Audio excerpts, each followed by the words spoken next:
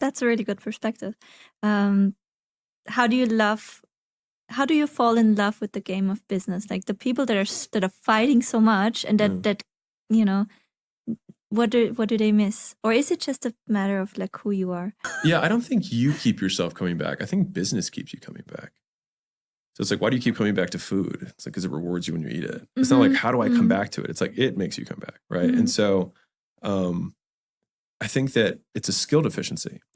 And so the more skilled you are at something, the more ways you've figured out to be rewarded by that thing.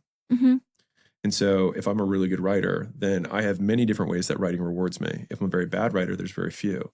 And so it makes it more difficult for the activity to be rewarding.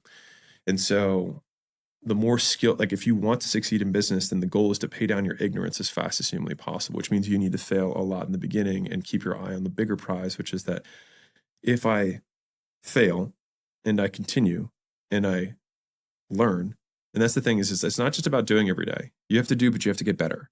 And so if you're not taking the time to say, okay, well, Alex, I made 100 pieces of content, and no one ever says this because no one even does it. But like, I made 100 pieces of content in a row, and you look at the videos, and it's just them selfie style, and they click post, and they never look at any of the past videos. They said, see, I did post it 100 times. And you're like, did you look at which ones did better? Because if you post 100, one will have done better than the other 100. That's just math.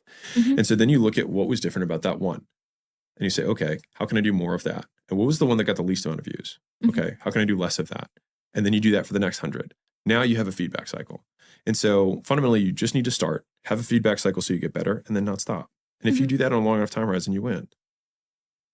And for communities, that rep would be for the complete newbie outreach. Yeah. That until you have first bucket of your first 5 people, right? For free. And then you help. Yeah.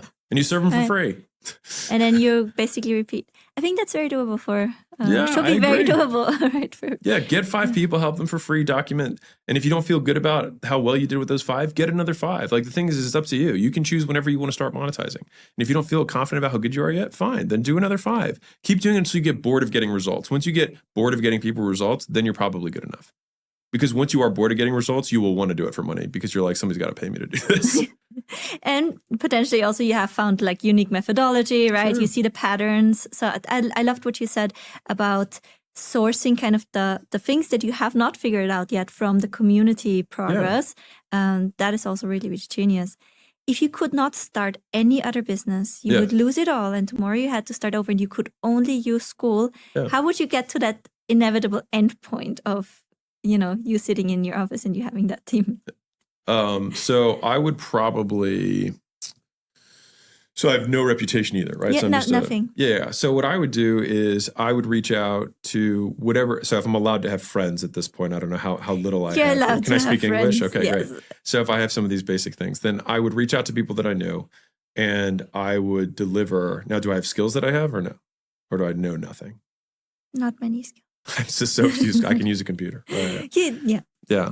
So I would have to have lived a life, right, at this point. And so either I have something that I'm interested in, I have some pain that I've overcome, or I have some sort of professional skill that I've developed. Then I reach out to people and I say, hey, can I do my professional skill for you? What's the easiest professional skill to develop? So when I say professional skill, a lot of times it's just like most people have had a job at some point. And so it's whatever job you had is usually a skill that you ended up learning. And so if I was an accountant, then I would say, hey, I can do your taxes for you. Right? And I did it for a company, but now I'm going to do this on my own. If I did video, I would say, hey, I can do your video for you. If I was I don't even know, a carpet layer, right? Then I could reach out to people and say, hey, like I can do your carpet for you. Right? Like it doesn't really, like whatever thing you did, the marketplace paid you to do it. So there's obviously value there. And that's just like an easy litmus test.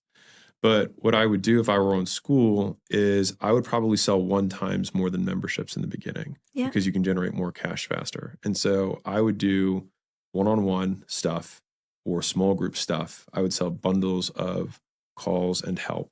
And I would sell them at, $500 to $5,000 in terms of the price point. And I would use that to generate cash. And then I would add my continuity in. And then I would use that cash to advertise to drive both. And so I would drive to the continuity most likely. and then I would upsell over phones. And I think the big thing that everyone's missing with, not everyone, but a lot of people are missing who are starting out is like, you have to be willing to hop on the phone. Yeah. And they're like, but that's not scalable at $10 a month. I'm like, dude, you have no members. It's completely scalable. Your time is completely free. Like, you can't be busy and broke. Like, you can have time, right? Or you can have money. You can't have no time and also not have money. Like, you just trade one for the other, right? And so I would be hopping on the phone with people. And I mean, the simplest version of this is you have a free community. You have the one-time upsell that's inside the community. You drive people to the free thing. You provide value to them in the free thing. Then you can upsell those people into the one-time thing.